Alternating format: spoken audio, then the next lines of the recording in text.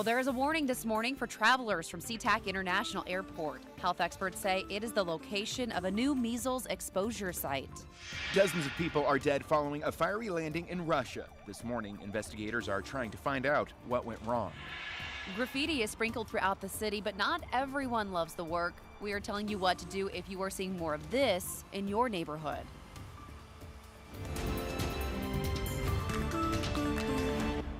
$7 a.m. on our Monday morning. Welcome to KREM 2 Morning News on the CW22.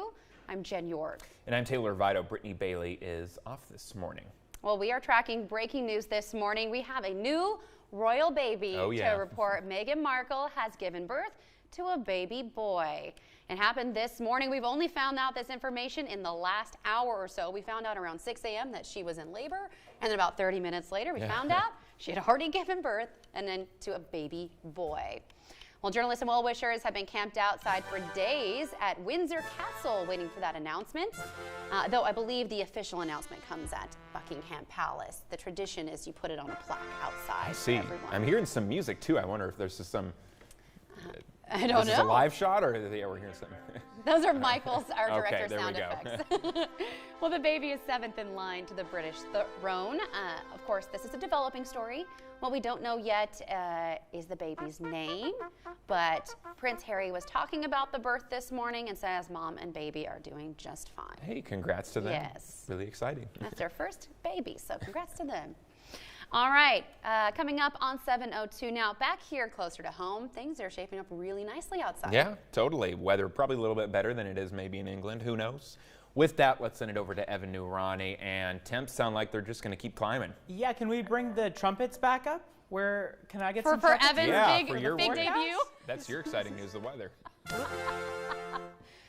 Nurani, everybody. So I think they're worthy of some trumpets. This weekend, we saw 70s. This upcoming weekend, 80s possible. Take a look at the 12-hour forecast, what we've got in store over the next day. 72 degrees for today's afternoon high. A couple clouds rolling in by the evening, but we were really showing off for your Bloomsday. We're going to warm up even more as high pressure sits overhead, bringing us those warm and dry conditions around the northwest. Here's what we got when you give you a little closer look at the Spokane area.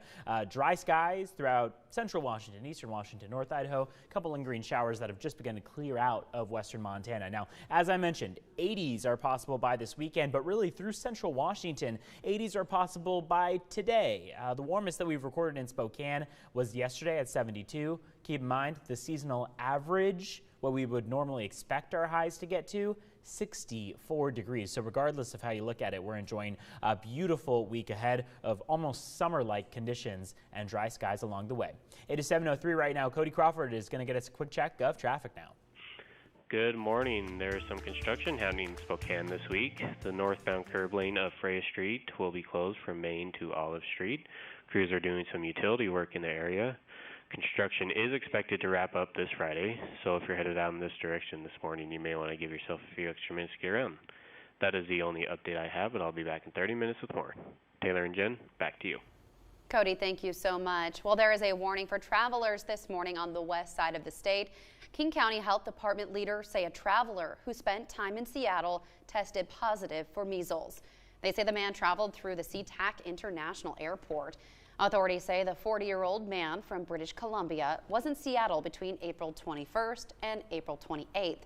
He also visited a number of shops and popular Seattle tourist locations. Authorities are issuing a warning for people who have not been vaccinated. Health experts are encouraging people to go to the doctor if they believe they have been exposed. This warning comes just a week after a measles outbreak in southwest Washington expired. Well, there has also been a surge of measles cases nationwide this year. The Centers for Disease Control confirmed at least 704 cases of measles in 22 states. That is the country's highest number of measles cases in 25 years. CDC leaders say the measles can be prevented with a vaccine. Meanwhile, a cruise ship quarantined in the Caribbean because of measles is back in its home port. But the only people who can prove they've been vaccinated were allowed to get off. The ship is owned by the Church of Scientology. It's docked at the island of Curacao with about 300 passengers on board. Those who can't prove they've been vaccinated are not being allowed to leave. A woman on the ship's crew was diagnosed with measles. Well, investigators are trying to determine what caused a Russian plane to catch fire. That plane made an emergency landing at an airport just outside of Moscow yesterday.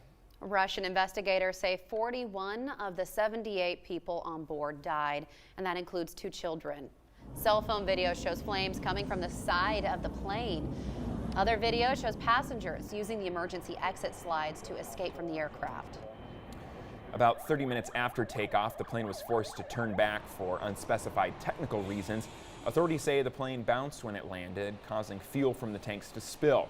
The plane's manufacturers said the aircraft received maintenance in April and that the pilot had more than 1,000 hours of experience flying the plane.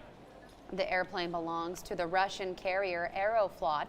A criminal investigation has been opened in Moscow, which is standard protocol. Crews hope to pull a crashed Boeing 737 from a river today in Florida. National Transportation Safety Board investigators are also hoping to recover the cockpit recorder. Now, the crash happened Friday when the plane skidded off the runway and into the water. Thunderstorms halted the investigation and cleanup this weekend. The plane was carrying military service members, private contractors, and a 7-person crew from Guantanamo Bay, Cuba. It was total chaos. It was total mayhem. I heard children crying. I heard children crying. I heard people screaming. We felt like a sudden thump, and then it was just the loudest collision, crashing sound I've ever been a part of. It almost sounded like an explosion. All 142 people on board survived. 3 pets died, though. Well, a little bit closer to home, Bloomsday has once again come and gone. This was the race's 43rd year, and it appeared to be a success once again. Nearly 39,000 people registered for this year's race. And there they went. Out of that 39,000, just over 35,000 people crossed the finish line. Susanna Scaroni from Tico won the elite women's wheelchair race. She also set a new Bloomsday record in the process. Aaron Pike won the elite men's wheelchair race. Rosemary Wanchuro won the elite women's race, and Gabriel Guille won the elite men's race. Race leaders say this year again was a huge success. Oh, where's the women? Smalls over there. And of course, it wouldn't be Bloomsday without the t-shirts. All of those who finished the race received a t-shirt to show off their accomplishment, loud and proud. This year's shirt featured the Spokane River overlaid with the Bloomsday course. Everybody's doing a harder job than I do. It's fun, all the energy I'm getting from the runners. It's great to be here, and the sunshine. It's great to be here. I'd like to say Spokane is on trend here. The color of the year is living coral, so that is right in that neighborhood. There you go. You have no idea what that is. Yeah, right? I'm like, all right, yeah. Well, past Bloomsday t-shirts appear all over Spokane, of course, and t-shirts from years back can even be found at local thrift stores. But that's always the big thing at the end of the race, is getting that coveted t-shirt. Oh, yeah. Yeah. All right, 7:08 now. While driving to work can expose you to all types of harmful emissions from other vehicles. But this morning, Deal Boss Matt Granite shows us a product that will keep your car smelling clean for a great price. And we saw our first 70-degree temperatures over the weekend, and we're going to see them all week long. Even a good chance of 80s in the forecast. Find out when after the break.